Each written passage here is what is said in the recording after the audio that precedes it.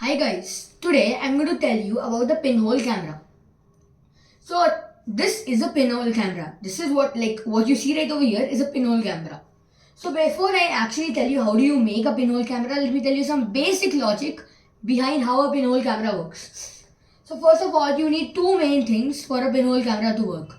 One is this image itself, because without an object there will be nothing for it to be displayed, and you need a translucent medium. The reason being, if you don't have a translucent medium, where will this image be displayed on? So these are two main factors which are very necessary if you are making a pinhole camera. So now let me begin. Right over here you can see this is a figure, or rather I'd say an object. This is a tree. Okay, now these are the rays of light. As you know, light is a type of energy which you can't actually see. Light is an invisible energy. So we can only represent it by drawing lines which have arrows on it. Basically rays. So now right over here you can see that the light passes like this, and then light bounces off the tree and enters the pinhole camera through a hole. So this hole comes at the bottom of the translucent medium. Whereas here, this goes from the bottom of the tree, the light goes to the top part of the translucent medium. So now because of this, the image becomes inverted. Inverted in sense upside down. So now basically like our eyes also is kind of like an example of a pinhole camera, but just forget that our eyes have a lens. That's exactly a pinhole camera. Reason being, our eyes, first of all, whenever we see an object, let's say if I'm seeing this board itself, then actually what is happening is my eyes, they see the image upside down.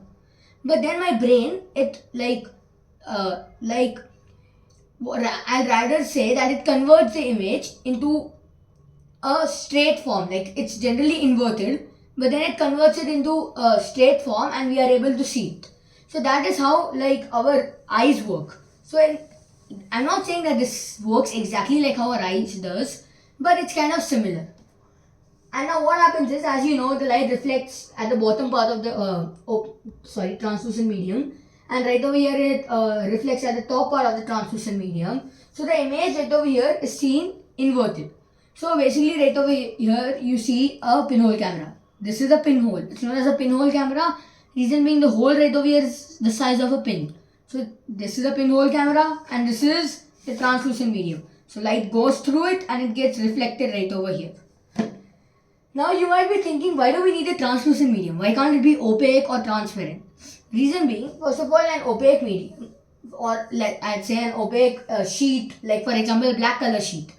What will happen is the light will reflect, it will hit this area, and we won't be able to see it. So there's no point.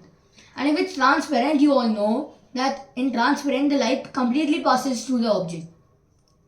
So that at that time we won't be able to see anything because the light is completely passing through. So we need an opaque object. A translucent object. Reason being, a translucent object, it allows a part of the light or it allows partially some light to pass through.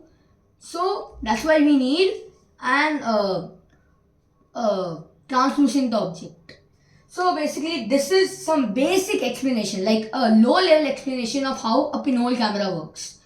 Now I'm going to tell you how do you make it. It's pretty simple.